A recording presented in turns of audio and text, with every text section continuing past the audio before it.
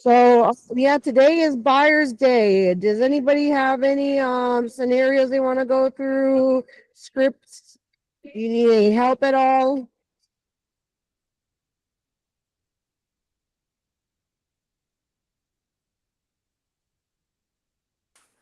Good morning, everybody. Good morning, Robin. Good Hello. morning. Good Good morning. morning. Okay. Good morning. Yes, I have a question. It's about a lease that we want to do. My client went to visit this house this weekend. They like the house, but the house needs to be do some maintenance and also some repairs. So I talked to the listing agent and say I asked for those to be repaired and do the maintenance before we can sign the lease. And he say my client wants your client to sign the lease, make sure that they are going to rent, then he will do the repairs and the maintenance. So I don't know how to proceed in that way, because I would like that it is fixed and maintenance first, and then we can sign and pay. So I need some What recommendations, please. repairs and maintenance are you asking for? Okay, the fence is broken in many places. It needs to be repaired because there is many goods that are broken, and my client has a German Shepherd, so it's dangerous to have that fence no repair, right? And then also there is some hole, the exhaust from the dryer and the washer. There is those exhausts on the wall. There is three exhausts without the caps. So there is holes on the wall, and also you can see maybe some birds already are there. So I need to repair that one. Also the AC, the filters and everything is nasty. So I asked them if they can change the filters and see if the AC is working right. And what else? There is holes also. There is holes on the wall. There is some holes. I'll send the picture. Say those holes need to be repaired. So this is all items that you will put on the inventory and condition form when your clients move in. The landlord is not going to do any repairs prior to the tenant moving in. They're not obligated to. Okay. Have your clients been approved for the property? Yes, we apply, not specifically with them, but with I send the rent spree background check, and send the TAR application and everything. And the listing agent say he's okay with that. He's fine with that. The landlord already checked. He's fine with that. Okay, yeah. So if your tenants want to rent, they need to go ahead and pay and get and sign the lease and get moved in. And then prior to their move in, they fill out an inventory and condition form. They turn that into the landlord. And then I would also encourage them to turn in a maintenance request. Jackie, Okay. have you read the application? The front page of the TAR application? No. So in the middle towards the bottom, there is a box and it says landlord makes no express or implied warranties as to the property's condition. Applicant requests landlord consider the following repairs or treatments should applicant and landlord enter into a lease. Anything that is of a concern to your client can go in that box. Just like Lori said, there's no promises, there's no guarantees, they don't have to do it, but it is a place that you can express the things that require maintenance. Okay, so I can express there. I need to do a list, right? Yeah. That is the list that Lori says? No, Oh, okay, look on the front page of your TAR application. okay, okay. So front page of our application, the list that mentioned Lori, and also an amendment, right? Yes. Okay. No, there's no amendment. Did you say amendment? Yes, I did. I say that. Mhm. No, there's no amendment. Okay. First, your client needs to decide if they want to lease this property. Like there's no guarantees that the landlord is going to do these repairs. Okay. So they need to understand that. Okay. And thank you, Whitney, for sharing that because I totally forgot about that new change on the application. Putting those items there on their application, but it sounds like they have already applied, right? Yeah, I send the, like general application, but I guess we can do the application for this specific property, just fill it out the application with everything. I thought you had sent the application to them. Yes, but I did how Joe recommend us do a general one for 3 or 4 properties that we already apply. So I send that one, but not specific for this property. So I wonder if I can do a specific for this property and I can add that observations there.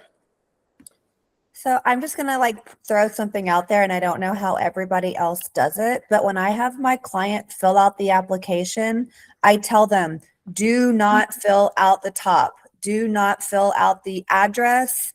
Leave it blank. I just want the information. Then when they complete it, I put it back into dot loop and I throw a text box. So I can I personally, as the agent, am switching out the addresses for multiple properties, but my client does not have to keep signing a new application.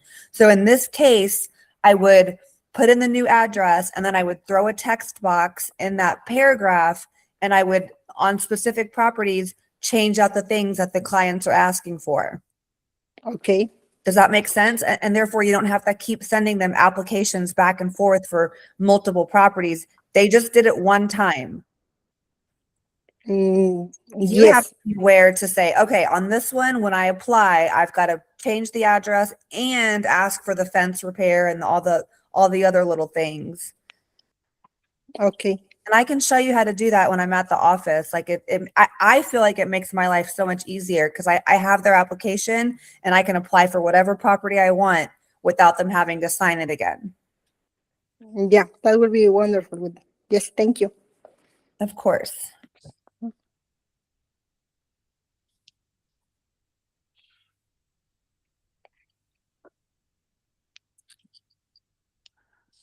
I'm gonna sit back. I want somebody else to take over and lead the conversation.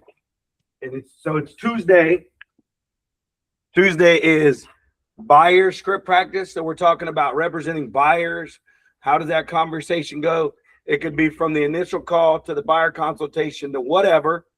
So I want to leave it open and I want a non-leader, like somebody that is an agent, to take over this call right now and lead it, like be the leader. I want to sit back and just observe and let the conversation go. I want it to be different today. So I'll sit here and I will let you guys run the conversation because I know y'all got topics you need to cover or want to cover in the buyer realm, and I want y'all to do that.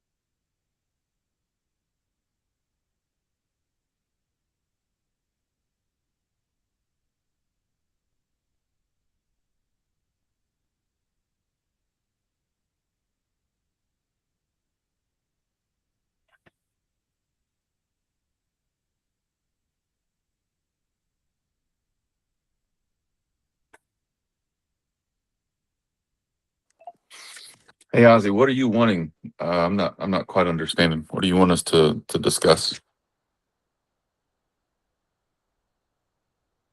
I'm not gonna answer. I want y'all to, so y'all, if you've been on Huddle before, you've seen this. The topic is buyers, right? So I want you guys to organically create a conversation. I want y'all to, like, they're in the realm of buyers. I'm sure there's tons of questions. I'm sure there's tons of issues guys come up with. It can be from the beginning of lead generation to the buyer console. Like, I want you guys to start having conversations of, like, on the morning huddle or before the morning huddle, yesterday, this weekend, as you're going through your day to day, you should be coming up against problems in your business. You should be coming up against bottlenecks. You should be asking yourself, what is the biggest problem in my business that I need to overcome? And then bring it to this huddle and have these conversations. So I want you guys to start having that conversation. I want it to be amongst you guys. This is where collaboration and mastermind pulls itself out. So I want you guys to have the talk. So whatever is on your mind in the buyer realm, talk about it.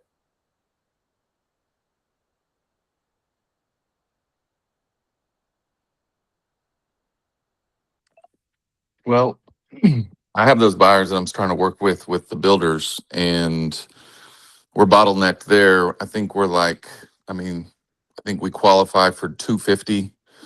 The house that they are okay with was fine a week ago, but there's been 2 price changes in a week with the builder, and it's gone up from like 255 all the way up to 270. So at 255, we could have worked some numbers, we could have switched some things around and got them there. But now, like, me and the builder are going back and forth, trying to figure out a way. My buyers are only wanting to bring 10,000 to the table. So and that's including the down payment. So they only want to put like 1,000 towards closing costs, and they want the builder to cover everything else. And now the builder's like pushing back on that a lot. I'm willing to cut my commission a little bit to try to get the deal there, but we're kind of stalled out right now. It's just like we waited like a week too long, and the builder's telling me they're not moving much on the price, so we're just kind of stalled. And I don't know, but that's what the builder's like discounted rate, right? So like, I guess my last ditch Hail Mary, I mean, my buyers are ready to walk away and like look at renting properties again instead of buying. And so I'm asking, like, what if we get the par rate? Like, if we get the par rate, can they contribute more to the closing? Can the builders? So I don't know. We're gonna maybe look at that today. I haven't proposed that yet, but I'm trying to pull out everything I can. So any suggestions at this moment? If you have any suggestions, I'm open. What specifically about that house are they in love with? It's a new construction, so a lot of them are going to be identical. What Yeah. specifically about that property can we move on to a different property, different builder, different home? Yeah, good question, Joe. They're open to different builders, but when I looked online, I didn't find anything specifically with that property. So it's a 4-bedroom, 3-bath with a study. Okay, so they have a daughter that's in college. They just have brand new twins, and then they have 2 in high school. So 5 kids total.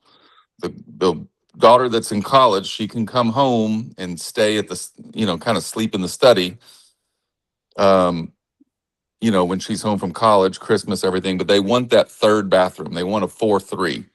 There's a 4-2 that we can get them in right now at a 4-2, but now my clients feel like, oh, they're settling, which, whatever. They are settling, right? So it's like they want the 4-3. Well, 4-3 for like what they're trying to get it for doesn't exist in any other realm other than this one house, from what I can see. Everything's like $50,000 more. So I'm trying to tell them, I'm like, hey, this is a good deal, but they just don't have the money to bring to closing, but they're only off by like a few $1,000s. And I've already given like all I can give on my end. So it's like, do they just not get the house, or can we, like I said, that's the builder rate. So that comes out of their closing costs. That's what the builder was telling me. The builder rate is like worth like 1.6%. So it's worth like $4,000 worth of closing. So like that's my last proposed. But anyway, I'm waiting to hear back from the builder today. Like the builder was still working on it last night. Me and him have been texting back and forth 100 times probably. You know, behind my client, like away from my client. Something. I would just say, like, screw the agent that you're talking to. Like, what in the last week has suddenly made it more, like, worth $20,000 more? And submit your offer on behalf of your client. Just say, like, don't stop at the sales agent because they're not the end all be all. They have to submit offers and get approval through the people above them anyway. And the person above them may be like a deal maker. You know what I mean? So you really never know. Just say, look, this is the best my client can do. This is what we want to submit. And please submit it and let them know that this is honestly the best we can do. So that's, I think, the best that you can do for your clients. And if at that point they say no, then you're in the same position that you're in. So I say give it a shot.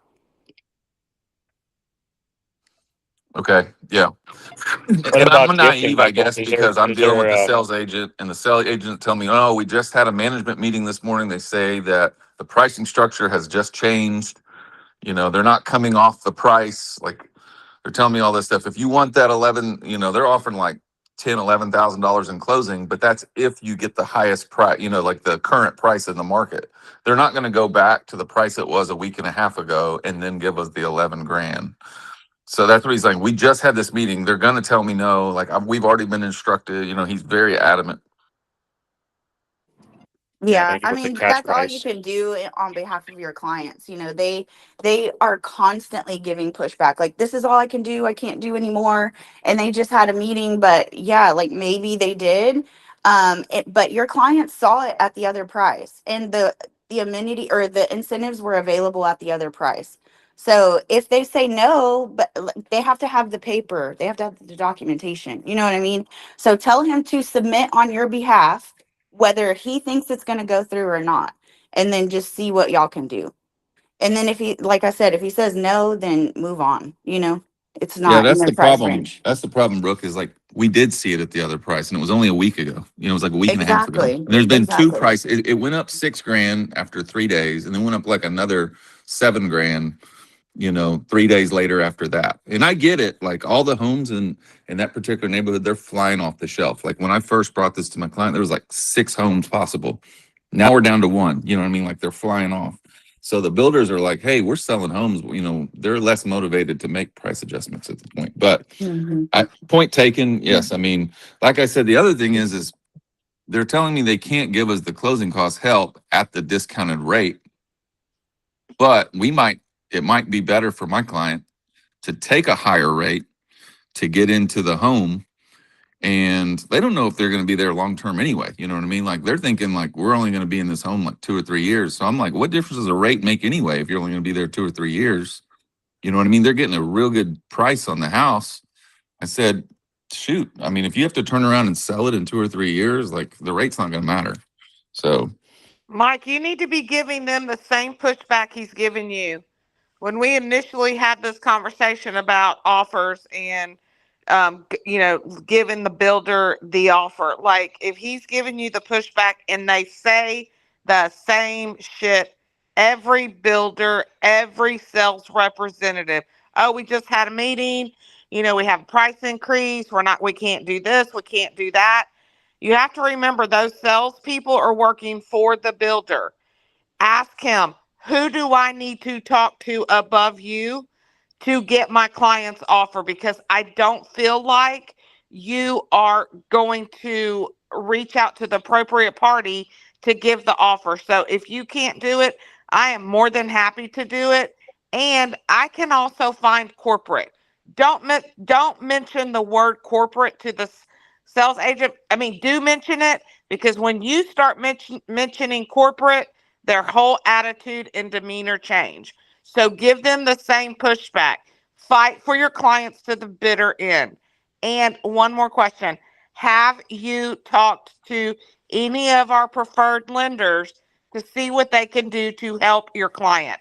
Their lender is not the last be all. Lori, about the other lenders, I gave them those numbers, whether they contact them or not. I mean, I don't know because I didn't follow up with it. But the thing is we're needing the builder to give us basically $10,000 or $11,000 in closing cost help. And right now they're offering 4.7% plus $10,000 towards our closing. What lender out there is going to match that? Like what Don't assume. Yeah, You are Jennifer. assuming and you are creating stories. Let the lender tell you that. Reach out to our lender partners, give them the scenario, and let the lender tell you that they can't do it versus you assuming that they can't. I'm hearing some things that are a little bit of a red flag only because it's new construction and we're over here fighting about price and they're raising it. And then you're telling me that they're only going to be in it for a couple of years. I don't know about you guys, but every new construction home that I try to list a couple years after they've bought it, they are completely upside down. So it may not be a good fit for them if they don't want to stay there long term anyway. New construction has the worst resale value. And if they're going to overpay for it now, it could be a disaster to get out of. And that's something I think that needs to be considered. Well, when I look at it, Whitney, you know, this particular home, it's 2,200 square foot. Right now, we could get it at the price we're talking about around 117 a square foot. Okay, so like, you know, if they turn around and sell it next year, 2 years at 125 a square foot, like they're making 25 grand on it, right? So like the average home sales price in that city is 160. That's the average. So like I feel like it's a pretty safe bet. Am I wrong? I mean, y'all have more experience than me. I mean, y'all let me know. Am I guiding them in the wrong direction? I mean, if we can get it at 117 and the average is 160 in that area, you know, what am I not seeing? I have two questions. I have two questions. One, is this unfinished construction? Like they haven't started building it yet, or is it finished? It's finished, move-in Okay. ready, close in 21 days. Okay, because I was gonna say the price raising would make sense. The price increases would make sense for a home that is unfinished and they haven't started building yet because of the increases going on within building products. So do what Lori's saying, like push and be like, hey, look, I need you to go ahead and present this offer. It's finished. Let's get it off your inventory kind of thing. Number two, for the interest rate, is it changing at all or is it stuck 100% permanently forever at 4.7? It's fixed right now, is what they're telling me at 4.7. So it's never going to increase. It's not this new age adjustable rate mortgage where you're 4.7 here, 5.7 another year. No, they said we don't qualify for the ARM because of their credit. The ARM rate is actually 3.5 or something right now. Well, I would not suggest them to get them in the ARM because that is what Whitney is talking about too, is basically people got into these ARMs a couple years ago and trying to resell their homes now because they truly can't afford them is what is going on and is causing a whole bunch of short sale situations and whatnot. So just keep digging and keep asking. I really would talk to some other lenders and just get their perspective as well, honestly, and then push to get your offer pushed in as well too. Okay, well, let me ask you this just for since we're on the call and we're trying to learn and grow. So if you have a client that says, I know for a fact I'm going to be out of here in 3 years, right? And they're offering you a 5.1 ARM at 3.5%. It's going to be 3.5% for 5 years, and then it's going to go up to 4.5% on the 6th year, and then 5.5% on the 7th year. And they know they're not going to be here a long time. How is that not a good situation? How is that costing them money? Honestly, I mean, if that is what works for their situation and that is their plan, that's great. I know of a lot of people too, though, who they had a plan similar to that and now they're stuck because life changes, things happen, jobs don't switch, kids don't move. There's so many things that can happen. Again, there's a lot of what ifs, but do what you're doing, give them all the options, protect them. again, do what Lori's saying, really push to get that offer to work. If that's the house and that's how it's working and it is what they want, I mean, it's your fiduciary duty to take care of them and get them what they want. Yeah, Circling and part, back go ahead. to what Whitney said, even if you could, like, say you got it at 250 and you turn around and try to sell it at 275, commissions alone in that is $16,000. That doesn't include the rest of the closing costs. So that's where, you know, it's going to eat up all their equity. And if somebody comes in with a lower offer or asking for concessions, that's where them coming, like being upside down, is going to come into play.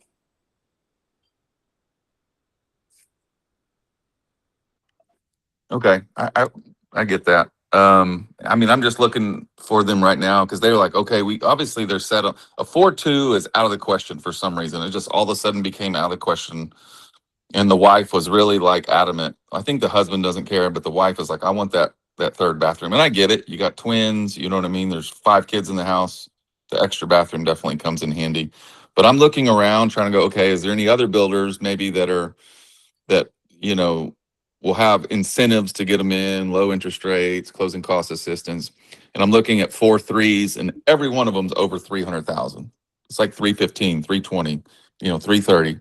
So it's like, you know, I'm trying to get this to work for them, but at some point, I mean, my clients are about fed up because it was like, oh, it's going to work. It's not going to work. Oh, you know, we have a price increase. We can't do it. They're just fed up. They're ready to walk away. They're ready to like, let's just go rent for a year. Let's go rent. Mike, I got a question. I'm gonna have a, why didn't they commit 2 weeks ago? Man, you know, that's my frustration on my end, you know, with my own clients is when I originally brought this to them, there's a house with the same exact floor plan we're talking about. They had it for 232, Ozzy, 232. They had 2, right? One was 232 and one was 255. And I was like, hey, this one that's 232, I said, y'all are going to get in this, you know, and their rental budget is like 2,400, 2,500. That's what that type of homes are looking to rent. And I'm like, you can get in this thing for like $2,000 a month and you're going to own it, you know, and you're getting it at such a low price. It's like, I feel safe that if you do need to sell in a year or two, and they didn't respond to my text, man. I power texted them. I power called. They're very busy people. You know, the wife teaches summer school, so she's not available. The husband, you know, he's a coach, so he's doing stuff in the morning times, and they can't stop and take a phone call. You know, like when you're a coach, when you're a teacher and you have kids in front of you, you get a phone call. You can't just stop the class or stop practice or whatever. Say, hold on, let me go take a phone call. They just can't. No, Sometimes. I represented dozens of high school football coaches, head football coaches around here, and there's ways to make shit happen. What I'm hearing here is, I don't think they really want to buy. I feel like it was I'll put it this way. It was my idea to them. Like they thought, well, we're going to rent. And I was like, well, let me propose this other option to you and just see what y'all think. So I'm in a room full of agents here. Am I crazy? Or should I not have advised them of this in the first place? What's the community? I'm curious. It's Winrose in Angleton. Angleton, okay. So I'll tell you this. No, you're not crazy. Yeah, you did the right. What I will tell you is, in these type of conversations, there's a couple things. Like, there's times when it's, hey, I'm going to give you all the information, just make a decision. And then there's times when you got to take the conversation to a slightly higher level. And sometimes you need to take that conversation to this level is, hey, look, I gave you all the facts and statistics and you guys don't seem to be like making a move. Can I give you just an opinion? I think if you let this pass, you're going to be making a bonehead decision and you're going to kick yourself for it later. Can I talk to you like you were one of my family members? I love you. I want you to win. I think you're making a really bad decision here, but I needed to tell you that. Now you can make whatever decision you want. I feel good about me letting you know. Like sometimes it's like our kids, right? Yeah, you give them all let them make their own decisions. They're going to be their own people. Let them fail forward, all that stuff. But then there's other times you're like, hey, dumbass, no, you can't do that. That is not okay.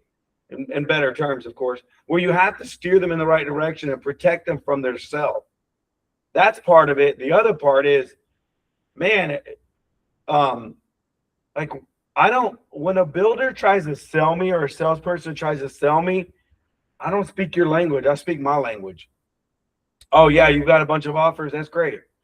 Oh yeah, they're flying off the shelf. Oh, that's fantastic. That's really cool. Oh, y'all had a price increase. That's cute. Cool. Whatever. Okay. Oh yeah, yeah. Okay. No, like I don't give a shit. You know what I care about? My client wants this deal at this price. Here's what we're gonna do. Hey, Billy Bob, draw up the offer with A, B, C, and D. Or if you want to send me a blank form, I'll fill it out for you. Draw it up with A, B, C, and D. This is what we need to close the deal. Push that to your sales manager. Hey, if we got a deal, let's lock this thing up and roll. If we don't, dude, there's 1,000 other houses out here. We'll go find something else. I want to make a deal with you because I want you to make a commission. Oh, you're selling real fast and you don't think this is going to work? That's great. What you have right now is you have an inventory house that's already finished and there's no contract on it. I'm giving you a contract. One in the hands worth two in the bush or whatever that, you know, the saying, like, dude, just take the freaking kill, brother. So push this to your sales manager. Let's get this freaking deal done. Oh, that's awesome. I'm glad y'all are in high demand. So are we. Get the deal done. Push that across to your sales manager. Let's rock and roll. Love you. Get this closed. Talk to you later. Like, I don't care about your bullshit, salesperson. Like, that's just the way I am. But it's also doing what's best for the client. And I have a story where I had people looking to buy. They were approved for a certain amount. Obviously, they liked the houses that were above their price point. And their lender basically told them if they had a higher credit score, they could afford it, but they couldn't afford it right now. So we made the decision that they would rent for a year so they could work on their credit and be in a different position in a year. And they felt so sorry because they'd wasted all this time of looking at houses. And I was like, honestly, I want what's best for you guys. I don't want you to settle with the house right now. If you could wait a year and then get into your dream home that you're going to live in for the next 20 or 30 years. It's not about me or my paycheck. It's like, I would rather wait out a year, which I'm going to stay in very close contact with them. And then in a year, I'm going to get them in a house that's more expensive than the ones that we were looking at this year. And it's going to be the absolute best thing for their family. Yeah. This situation doesn't seem like that. These people they're going to be gone in 3 to 5 years. Yeah, man. I mean, like, yeah, they're from Dallas. Okay. They're from Dallas. Their family still lives in Dallas. And in the coaching realm, you know, it's like a ladder, right? Like you start off as like maybe a freshman coach, then you're a JV coach, and you take a job over here. Now you're a varsity assistant. Now you're a coordinator. Now you're assistant head. You know, they bounce all over the place, right? Trying to move up the ladder, you know, and then you're a head coach at a small school. Now you want to be a head coach you're a head coach at like a 3A. Now you want to be a head coach at a 5A, right? So they bounce all over the place in this realm. So I don't think, like I said, I don't think this is their forever home. I don't think they're living here for 30 years. I think they're 5 or less. We already know what it is. I mean, we know what it is. They're transient and they may move.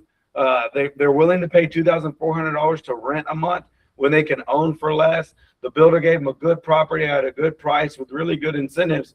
Like, you know, whether you're going to move or whether you're going to stay or whatever, like, I got to tell you, they'll probably be here. Let's just say, work a worst case scenario. You'll probably be here for at least 2 years, maybe 3 years. Okay, great. Because of your kids or whatever situation. So if we know 2 or 3 years you're going to be here, you know, how much is $400 a month in savings? How much is $200 a month in savings? Every single month in your payment. How much is living in a brand new house where you're not going to have issues and it's just, you got warranties and all kinds of stuff. Like, there's so many benefits to it.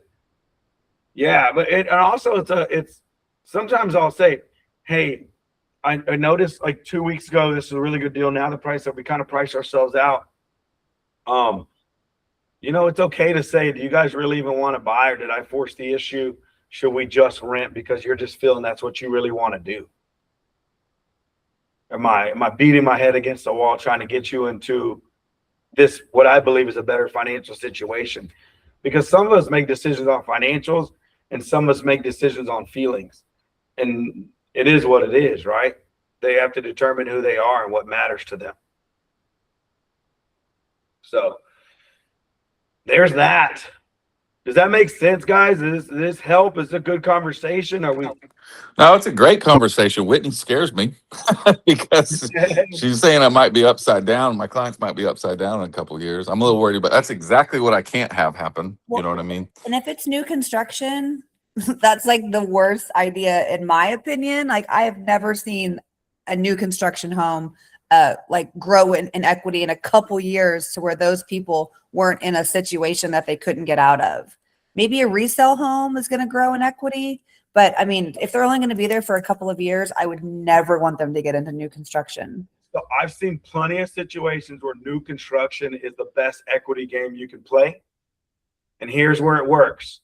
So Mike, in this subdivision, in this area, right? It's what, how many houses have they built in this subdivision? Is this section 1, 2, or 3? I don't have the exact number, man. Probably 100. So they probably built 100. How many more are they planning to build? How many other sections are there? There's room to grow. I mean, they're building right now. It's everywhere. So I would know that. So with this particular builder in this particular neighborhood, number one, what part of this section in? So guys, this is yield management, supply and demand type shit. Is one thing you got to understand about Angleton is there's a lot of green space out there. There's a lot more room to build, right? He said $117 a square foot. That is freaking crazy, right? That's a very low price per square foot. If it is really a rock bottom price per square foot and you're in one of the first phases of a new construction build, who's the builder? It's Lennar. Lennar. Okay. I got to tell you, Lennar is what I call economical builder. They are usually going to be, they're not top of the line. They're not top quality. They're the most affordable, which honestly, in the consumer world, Lennar and KB and some of these guys, their equity gain is usually going to be a lot bigger than some of these guys, other guys like DR Hortons and stuff like that. I've seen that happen. So if you're getting one of the first houses and one of the first sections in a large community, that's where you could probably get some really good equity gain there. But you also have to look, what are all the other builders out there? Is this the cheapest price per square foot? Because if you have other builders that are undercutting, oh, it could hurt. If there's a lot of other green space, a lot more room to build, oh, it can hurt, right?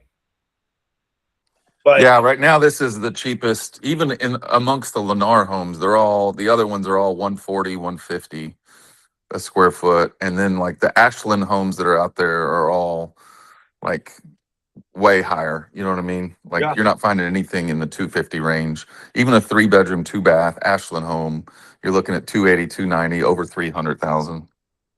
yeah, it may be a really good equity play.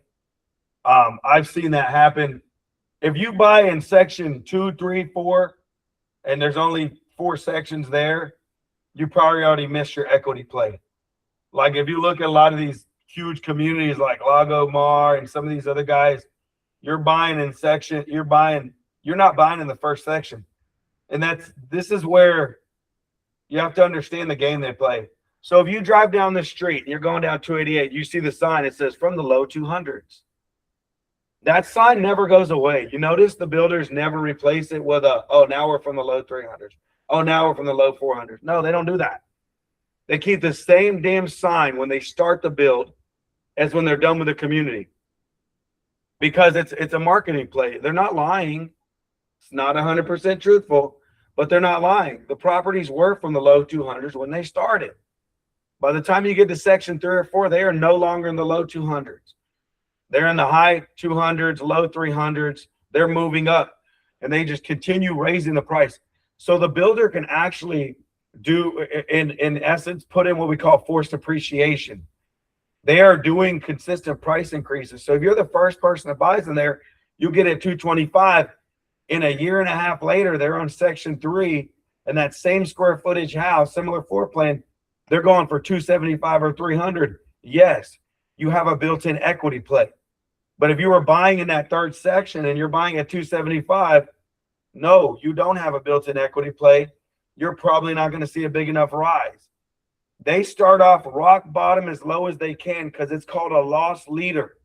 That is a marketing opportunity. You see them at auto places, like people that sell cars, they do loss leader.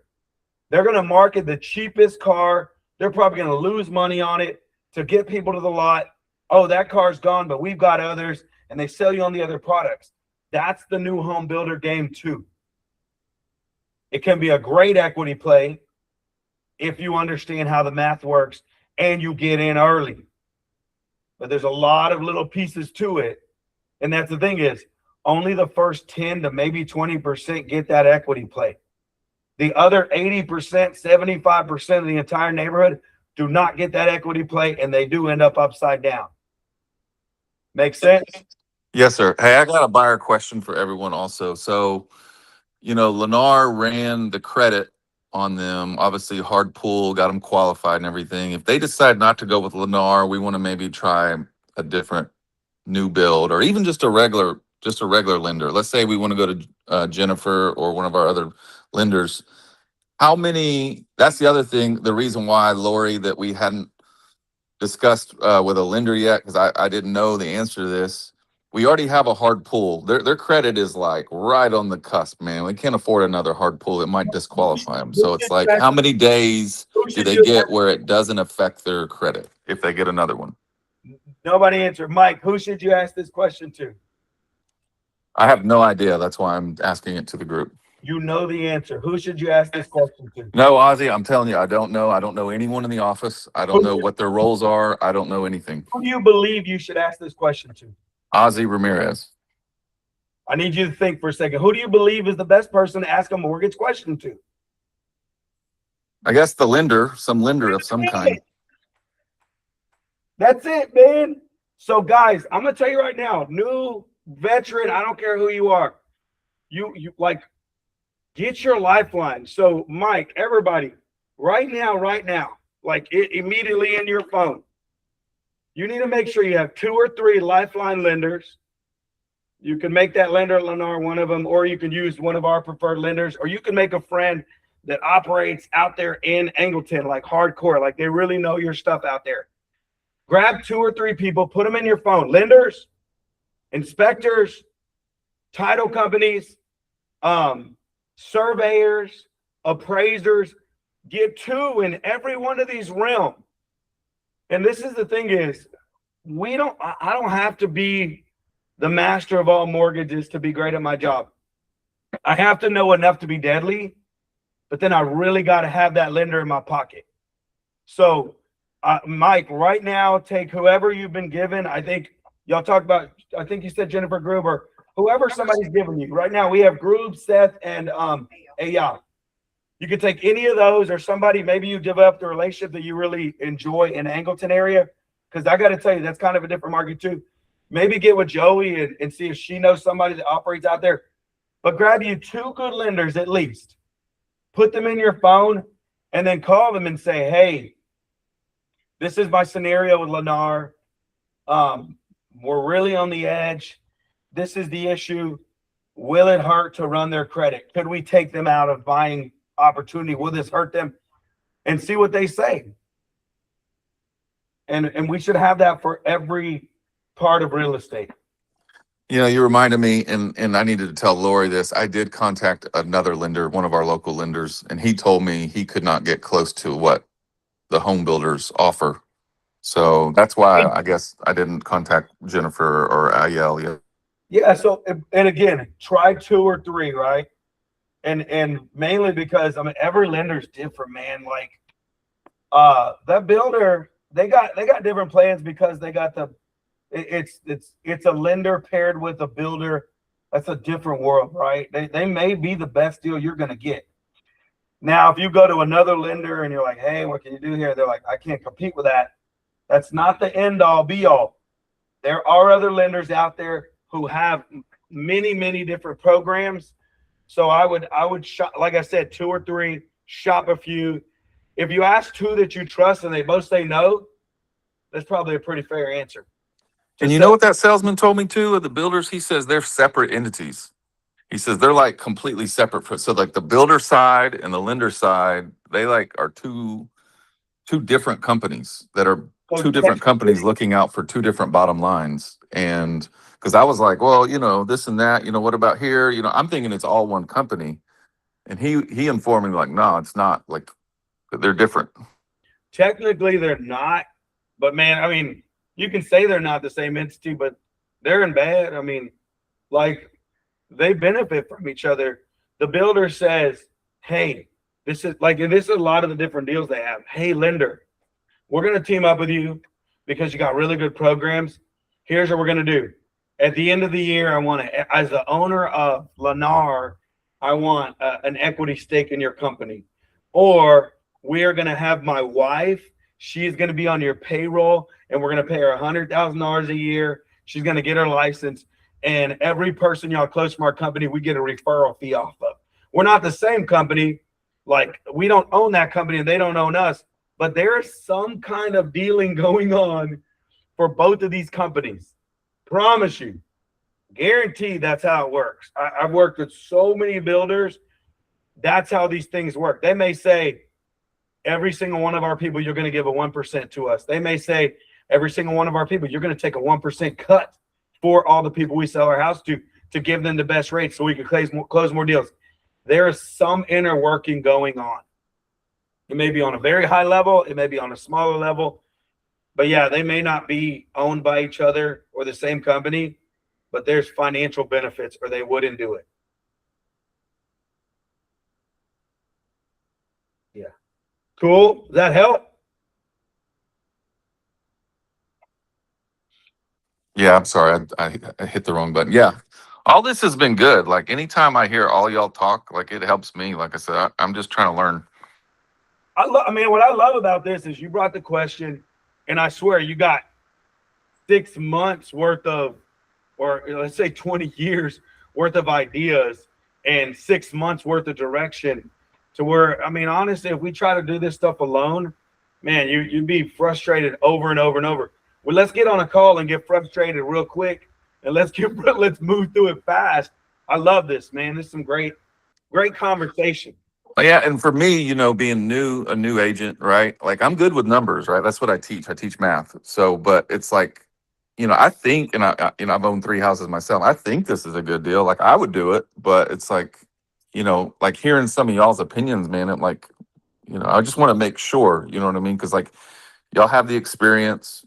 Y'all see a lot of the angles that I don't see. I just want to make sure. And if all y'all go, nah, man, I mean, I think you're making the right move. And then it kind of just, confirms, I guess, what I'm saying. You know, like I said, I don't think it's kind of, you made the point, Ozzy, two points. One, if we don't get this thing for 250, to Whitney's point, like, we got to get it at 250.